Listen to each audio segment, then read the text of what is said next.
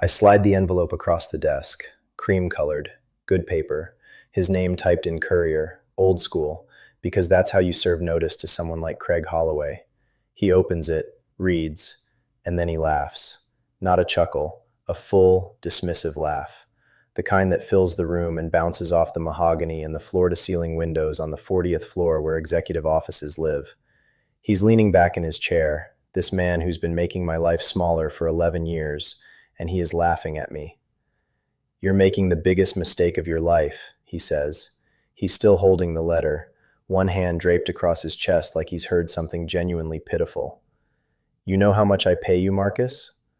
I know exactly how much he pays me. I know the health insurance. I know the 401k match. I know the retirement projection he's shown me in performance reviews. The one that always came with the implied message that I was lucky to have this job, this roof, this salary he's so generously providing. "You think Velox is going to pay you what I pay you?" he continues. He's shaking his head now, grinning. "You'll be broke in a month. Absolutely broke. Nobody outside of Meridian would pay you what you're worth here. Nobody." And then he does something I expected but still didn't prepare for emotionally. He tears the letter in half. Clean tear, right down the middle. The two pieces float down to his desk like snow. I reach into my jacket. I've got a photocopy. I printed it this morning, sat down at the print station with my badge, selected double-sided to save paper, because that's what 11 years of optimizing operations does to you. You optimize everything, even your own paperwork. I lay that photocopy on his desk, slide it into the space where the torn letter used to be. "Already have a copy," I say. Craig's face shifts. The grin goes flat. I pick up his pen, a Mont Blanc, probably $200, the kind of thing men like him buy to announce their station, and I sign the copy with his pen, his own pen. I set it down next to my signature and I walk out.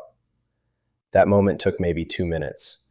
Everything it would set in motion took 9 months of patience, mathematics, and the kind of quiet that only comes when you've stopped expecting anyone to notice you're building something. Let me back up. My name is Marcus Webb. I'm 46 years old. 11 years ago, I walked into Meridian Freight Partners as a senior director of supply chain operations. And when I got there, there was no supply chain. There was no operation. There was a company doing about 80 million in annual revenue, moving freight across the Southeast. And they were organizing their logistics the way most mid-sized operations do, which is to say, barely, with spreadsheets that had become so complex they had spreadsheets to manage the spreadsheets.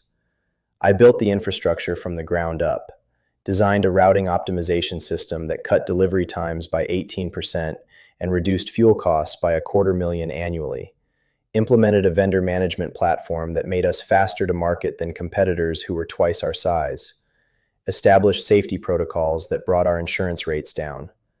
I didn't just work at Meridian, I architected the thing. Craig Holloway came in as executive vice president about 8 years ago.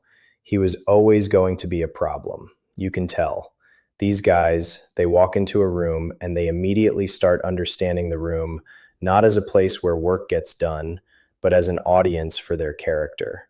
They're performers, they're salesmen, even when they're not selling anything, especially when they're not selling anything. He came in on the promise of revenue growth strategy, which is corporate speak for we hired someone who talks louder in meetings, and he was good at it. He could sit in a board meeting and make things sound like they were his idea before anyone realized they were someone else's. There was a routine, quarterly operational reviews, right?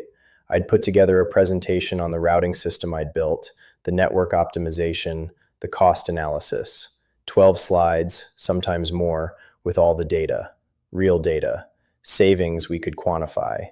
I'd email it to Craig's office the day before, not because I had to, because I wanted him to be prepared.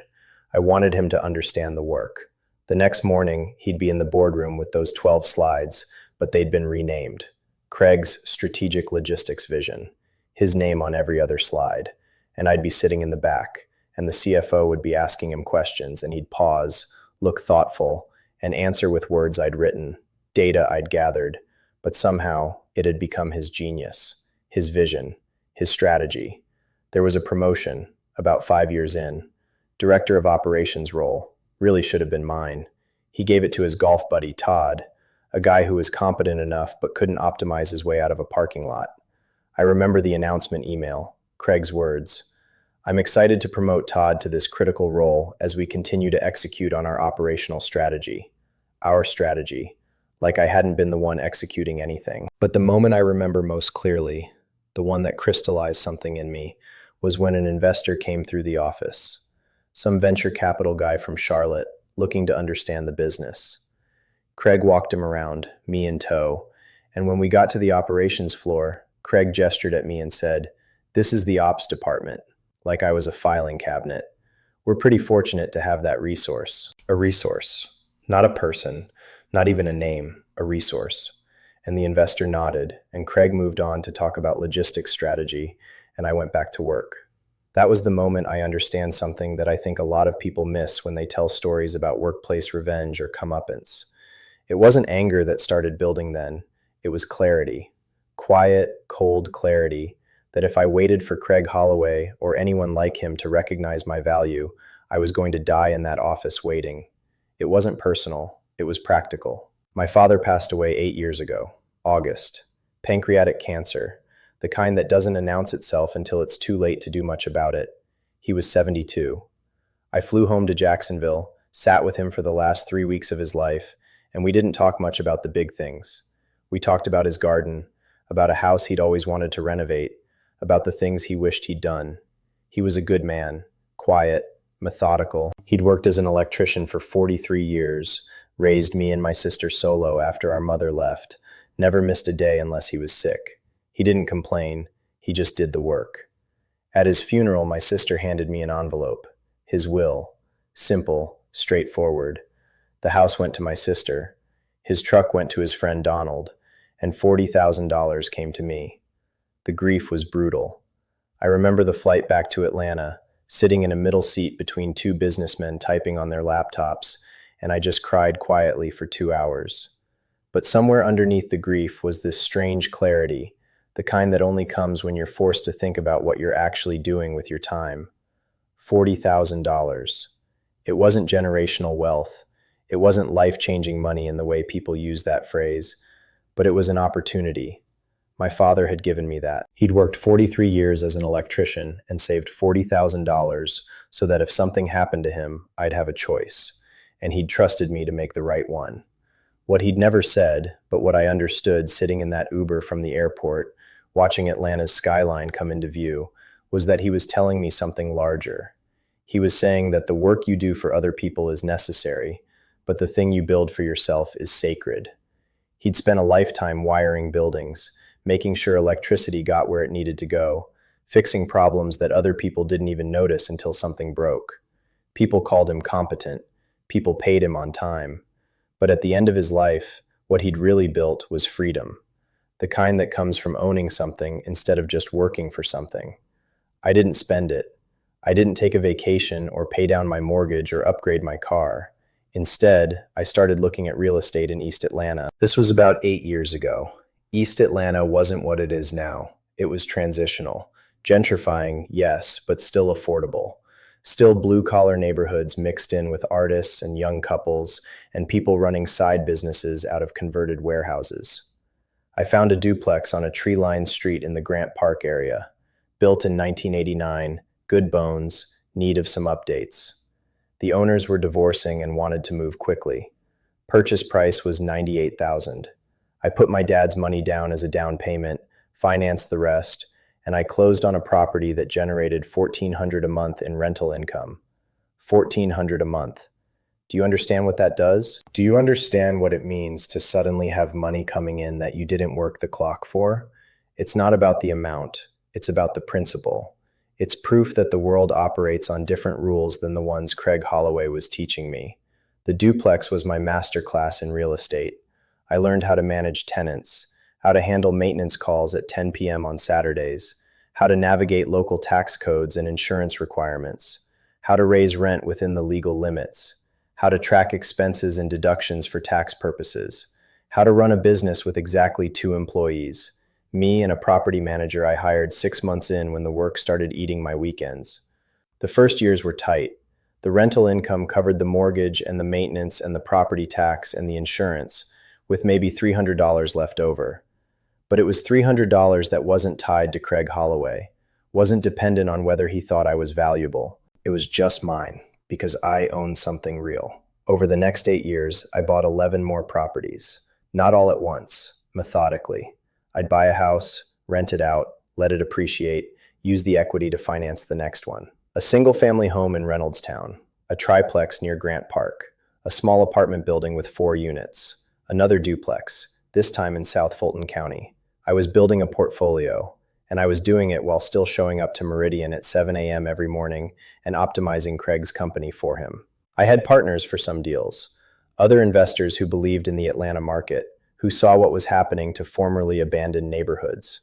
I had a realtor who learned to call me within hours of new inventory hitting the market. I had a property management company that handled the day-to-day operations. I had quarterly financial reviews where I tracked every expense and every dollar of income. And I had something else that Craig and most of the people I worked with didn't have. I had patience. By the 8th year, my portfolio was worth somewhere north of $2.8 million. I wasn't making a fortune in monthly rental income, maybe $8,000 a month after expenses, which sounds like a lot until you understand that it's spread across 12 properties and a full-time management company. But the real wealth was in the properties themselves, in the equity I'd built, in the fact that I owned something substantial in the city I'd chosen to live in. And then, about a year ago, I got a call from a commercial real estate contact, a guy named Derek who'd helped me with a couple of acquisitions. He said, "Hey, you heard anything about the old Meridian complex being on the market?" And that's when everything shifted. The complex was 4 buildings, 40,000 square feet total. Meridian leased the whole thing, had been leasing it for a decade under a long-term agreement with a retiring couple who owned the property outright. Derek told me the owners wanted to sell. They were in their 70s, ready to liquidate, and they were looking for a serious buyer, someone who understood commercial real estate and could close quickly. I ran the numbers that night. Meridian paid about $17,000 a month for the lease. That was $204,000 a year. At a 5% cap rate, which was reasonable for commercial property in Atlanta, that property was worth roughly $4.1 million. Derek sent me the financials. The buildings were well maintained, nearly leased, and the anchor tenant was Meridian, a company I knew intimately, a company that I knew, from my position inside, was stable and profitable. The owners were asking $2.1 million, $4.1 million in value, selling for $2.1. They were desperate. They wanted to retire. They wanted out. And I had the equity in my portfolio to make it happen. I sat with that number for a week. What I was thinking wasn't illegal, wasn't even unethical. It was just a business opportunity. It was identifying an asset that was undervalued, understanding the revenue potential, and acquiring it. It's what business people do. But I also knew what it meant. If I bought that building, I would own the place where Craig Holloway worked. I would own the office where he'd laughed at me. I would own the space where he'd torn up my resignation. It wasn't the reason I decided to do it, but it certainly made the decision easier. I incorporated an LLC called Webb Capital Holdings, used a lawyer in Brookhaven to handle the paperwork, set up the entity so that my name wasn't on the deed. The company was. Worked with a commercial lender I'd built a relationship with on prior acquisitions. Got pre-approved for the financing. Everything official, everything clean, everything legal. Then I called Derek back and made an offer. The sellers countered once. I matched their ask, $2.1 million. And then we scheduled closing for 90 days out. That's where I left it. I didn't tell a single person at Meridian, not a colleague, not a friend in the office, not Craig, not anyone. For 3 months, I walked into a building that I didn't own. And then one closing day in March, I walked into a building that I did. The closing itself was anticlimactic. Lawyer's office in downtown Atlanta, seller's attorney, my attorney, a representative from the lender, and me. We went through the deed, the title insurance, the closing statement. I signed about 40 pages, wired $2.1 million, and that was it.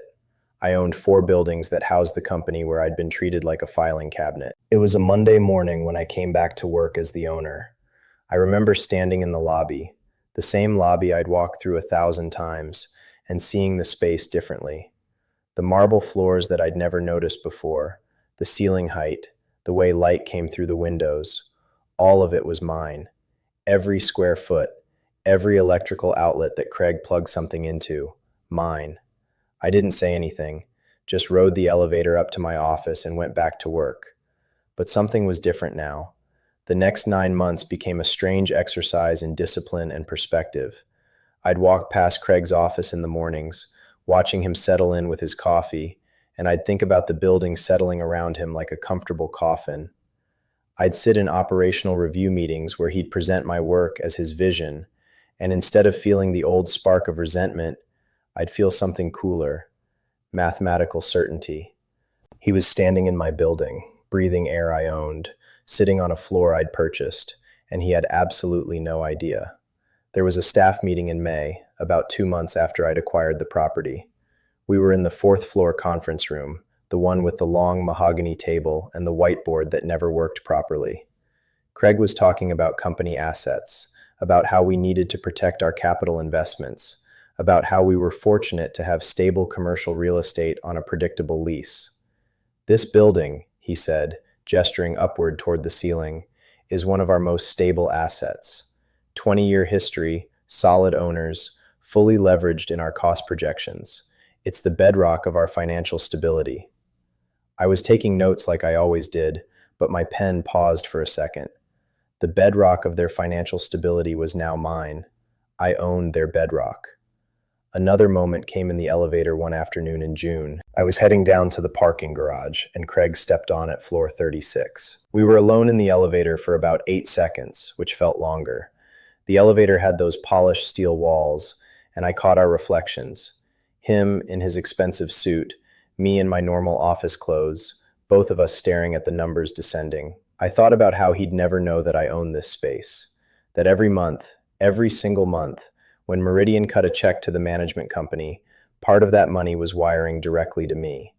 I was being paid to work here, but I was also being paid because I owned here. He was, without knowing it, my tenant and my employee simultaneously. By July, I'd started having regular conversations with my property manager, Tom, the guy who ran the day-to-day for all my commercial and residential holdings.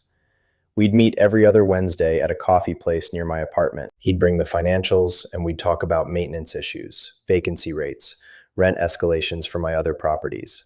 One Wednesday, he mentioned that Meridian's lease was running strong, on schedule. "They've never been late on a payment," he said. "They're probably your most stable tenant." I thought about that.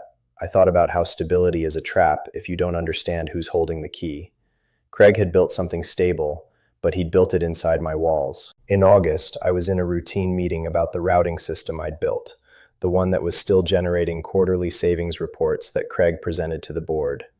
The CFO was asking about next-generation optimization, and Craig was speaking about strategic initiatives and our vision for logistics. He used the word "our" about 60 times, and I remember thinking, very clearly, that this was the last time I would sit in a room and listen to him call anything ours. By September, everything was set. I'd already interviewed with Velox. I'd already accepted the offer. I'd already written the resignation letter.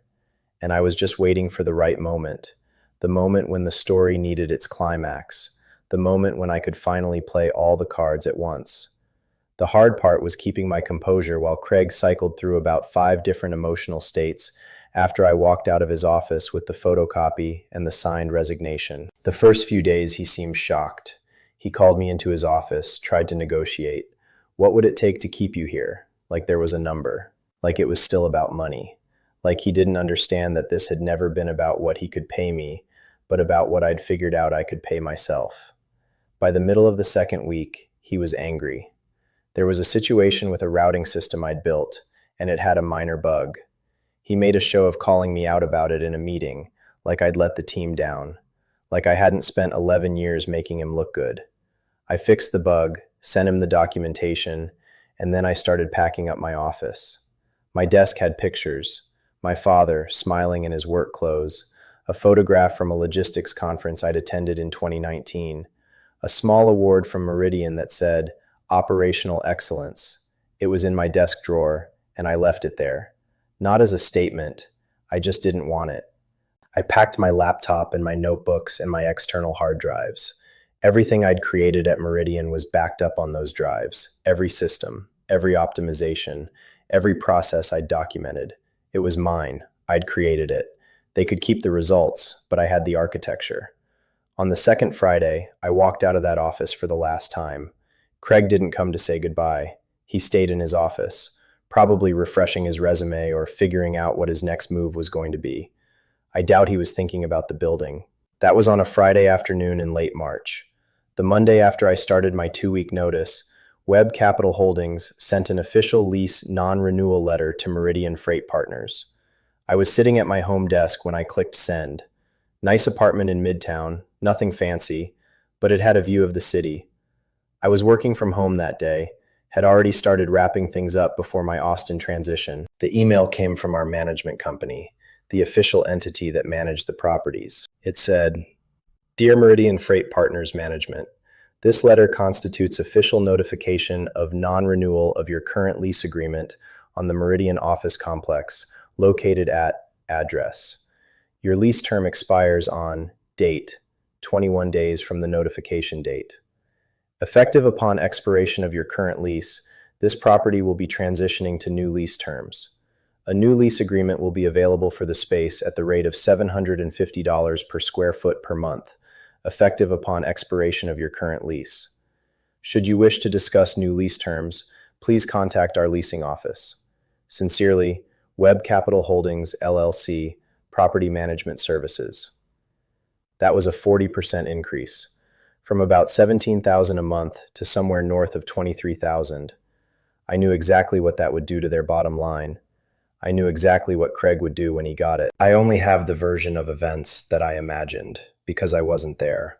But our property manager told me later that Craig had called within an hour of the email hitting his inbox, and he'd been panicking. His voice had gone up an octave.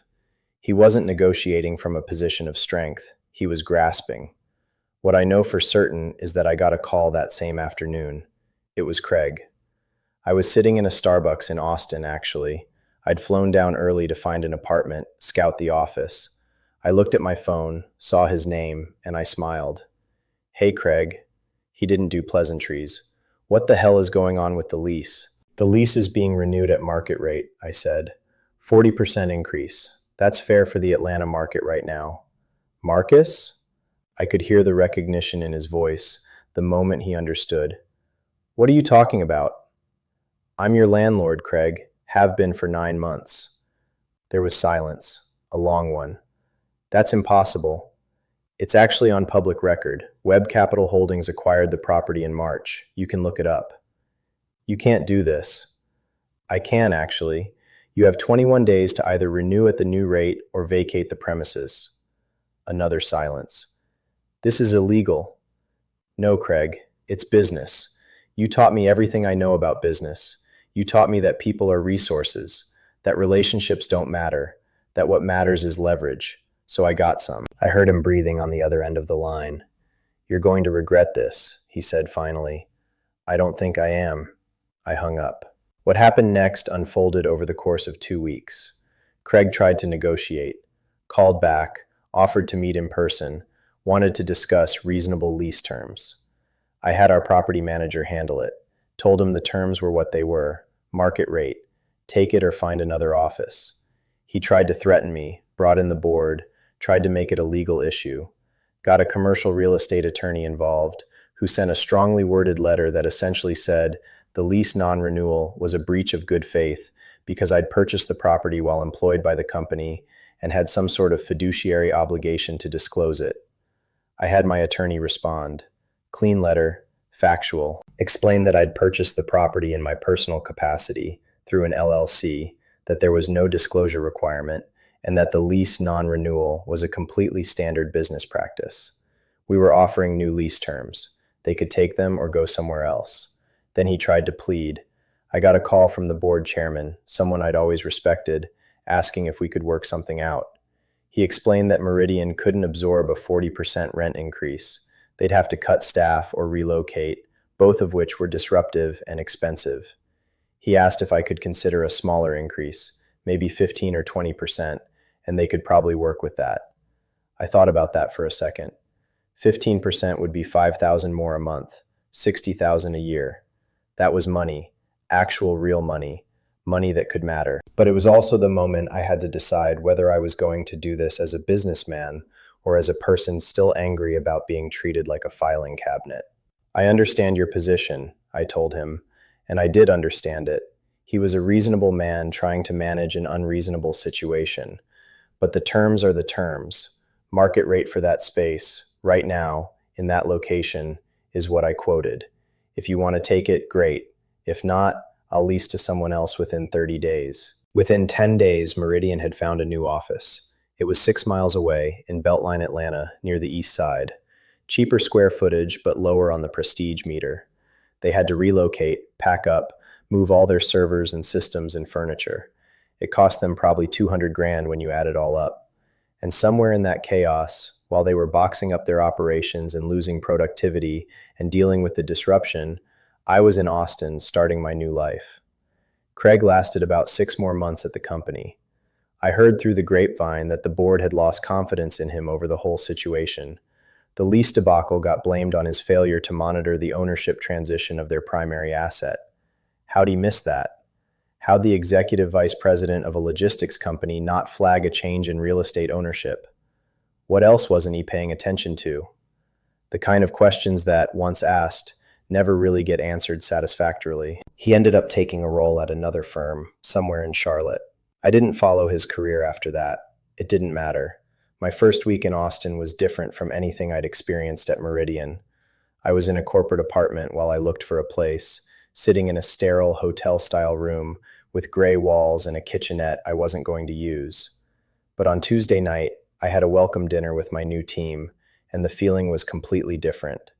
They introduced me as Marcus Webb, our new head of logistics strategy, not our new logistics guy, not our operational resource, my name and my title and the word strategy attached to it. We went to a steakhouse in downtown Austin, and my direct reports, 3 people, all of them talented, all of them hired to work with someone they respected, asked me about Atlanta, about my vision for what we could build at Velox. Vision. Nobody had ever asked me about my vision before. They'd asked me to execute. They'd asked me to optimize. But they'd never asked me what I saw when I looked at a problem and imagined what it could become. I told them the truth. I was looking forward to being in the room where the decisions got made, to being called by my name instead of my function, to building something with people who understood that leverage in business isn't just about who works harder, but about who understands the rules well enough to play by a better set of them. On Friday evening, I walked around Austin's downtown, saw the Congress Bridge where the bats come out at sunset. I stood on the bridge and watched the sky change colors, and I thought about my father, about how he'd worked 43 years for a company that probably never knew his name the way Craig never knew my name, about how he'd saved $40,000 anyway and given it to me and told me without ever saying it that I had options, that I didn't have to accept being treated as a resource. The lesson isn't about revenge. That's what people want when they hear this story. They want it to be about comeuppance, about getting back at the guy who did you wrong. And sure, that's part of it, but the real lesson is simpler and colder and ultimately more useful. The real lesson is about knowing the difference between the position you hold and the power you actually have. Craig Holloway was the executive vice president. I was the senior director. On paper, he had more power. But in reality, I understood something he didn't. That power in business isn't about your title. It's about what you own. It's about the assets you control. It's about making decisions with leverage, not waiting for someone else to give you permission to be valuable. It took 8 years. It took discipline. It took showing up to a job I no longer respected and doing the work anyway, not for Craig, but for myself. It took my father's $40,000 and the willingness to learn how to multiply it. It took understanding that the best revenge isn't something you do to someone. It's something you build for yourself, quietly, until one day you walk into a place where someone else has been standing and you realize you've changed the whole equation. I'm 46 years old. I've got 12 rental properties and a portfolio worth over $3.2 million. I've got a job I respect with people I like in a city where I'm being given actual authority to build something. And I don't think about Craig Holloway anymore.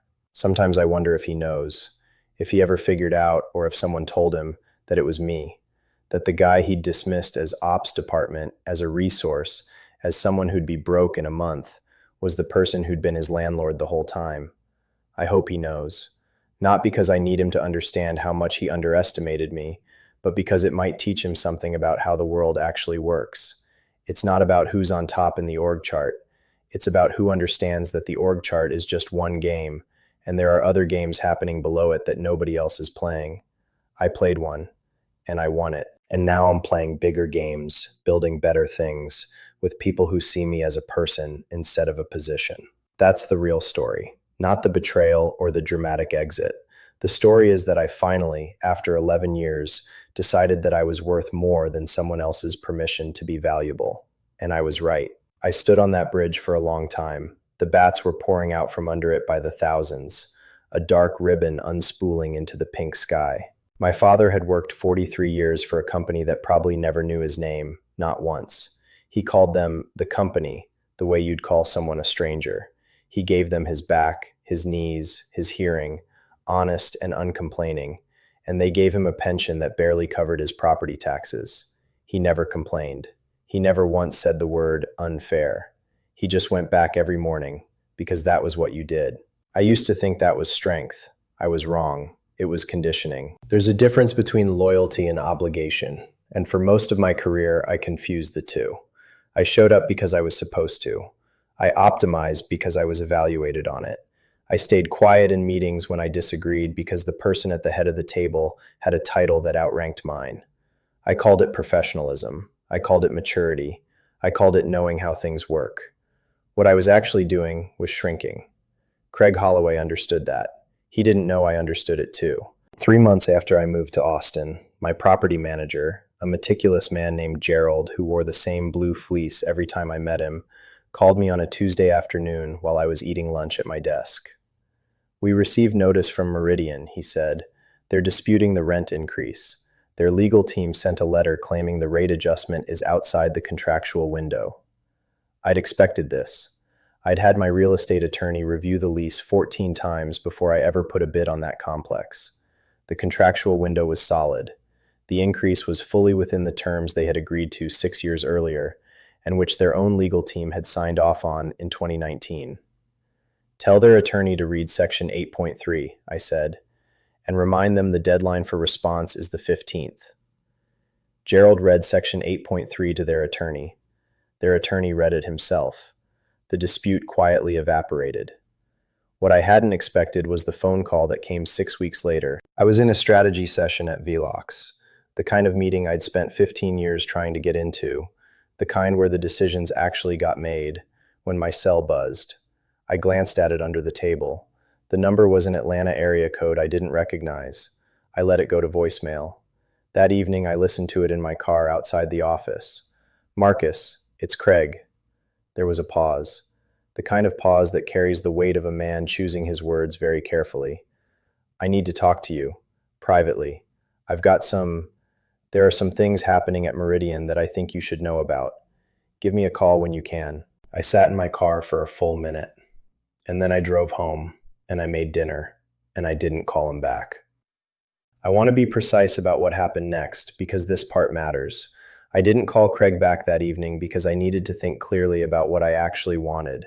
Not what felt satisfying, not what felt just, what I actually wanted from the outcome. When I bought that building, I hadn't bought it as a weapon. I'd bought it as an investment, a sound one. The numbers worked, the location was stable, the tenant mix was decent. Meridian was the anchor tenant, but they weren't the only tenant. And even if they left, I had a property manager who already had 3 prospective tenants interested in the space. I didn't need Craig. I didn't need Meridian to stay. I didn't need them to fail. What I wanted was simple: fair terms, on time, executed as agreed. That was it. That was the whole thing. So when I called him back the next morning, because I'm not a petty man, even if I'm a deliberate one, I kept it short. "Craig, what's going on?" He cleared his throat. "There's been some restructuring. Above me. The new CFO she's been auditing every line of our P&L, and the real estate costs are flagged. We're getting pressure to renegotiate leases across the portfolio." "That's a conversation to have with my property manager," I said. "You have his number." Another pause. "Marcus, come on, we go back." We go back, I agreed, which is why I'm being direct with you. The terms are the terms. Gerald handles all tenant relations. Call him. I hung up. I'm not proud of the sharpness in those last two words, but I'm not ashamed of it either. The real story, the part I didn't tell people for a long time, is what happened to Meridian over the following 18 months. I know this not because I tracked it, but because the logistics industry is small and news travels. The new CFO Craig had mentioned was a woman named Diane Reyes, brought in from outside the company to clean house after a disappointing fiscal year. Diane, by every account I've heard, was exactly the kind of executive Meridian needed 20 years earlier. She cut overhead. She restructured the middle management layer. She removed several senior directors who had spent years building fiefdoms instead of functions. Craig Holloway was let go in November, not fired, technically, offered a transition package, and given 60 days. The polished version of the same thing he had promised me on the day I handed in my notice. The difference was that when it happened to him, there was no building in his name, no LLC quietly collecting rent, no second income stream that had been growing for 11 months. He called me once more, about a week after his departure was announced. I saw his name on my screen, and I thought about what I would say. I thought about every version of the conversation, the one where I was gracious, the one where I was cold, the one where I said nothing that could be misinterpreted. I let it ring, not out of cruelty, out of clarity. There was nothing useful in that conversation for either of us. He had made his choices. I had made mine. We weren't enemies. But we weren't friends either, and pretending otherwise wouldn't have served anyone. Some doors, when they close, are best left closed. By the spring of that first year in Austin, Webb Capital Holdings owned two properties. The second was a small mixed-use building in a neighborhood I'd been watching for 18 months, 2 retail spaces on the ground floor and 4 office suites above. The price was right. The cash flow was modest but predictable. My attorney handled the closing in a day and a half. My father never owned property beyond his house. He would have been bewildered by the concept of an LLC holding a commercial asset. He would have asked 3 times whether it was legal. Then he would have sat very still for a moment and said, in that quiet way of his, "So you own the building, but you don't work in it?" "Yes, Dad, that's exactly right." I thought about him a lot that first year in Austin. Not with grief exactly. He'd been gone for 6 years by then, but with a kind of retroactive conversation. The things I would have told him if I'd understood them sooner, that the difference between a job and a career and a life isn't always obvious from the inside, that there's a kind of loyalty that diminishes you, not because loyalty itself is wrong, but because misplaced loyalty slowly teaches you that you're worth less than you are. I spent years at Meridian believing that if I was excellent enough, patient enough, productive enough, the recognition would come. I wasn't entirely wrong.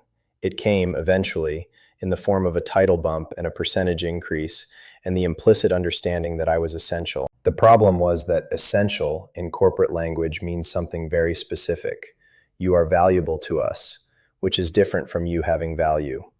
That distinction took me 44 years to fully understand. At Velox, I had my first real conversation with the CEO, a direct conversation, not a performance, not a presentation, about 9 months in.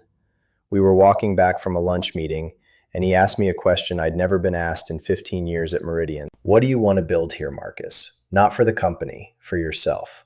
What does success look like to you in 5 years?" I didn't answer immediately. I took a breath, the way you do when a question lands in a place you didn't know was open.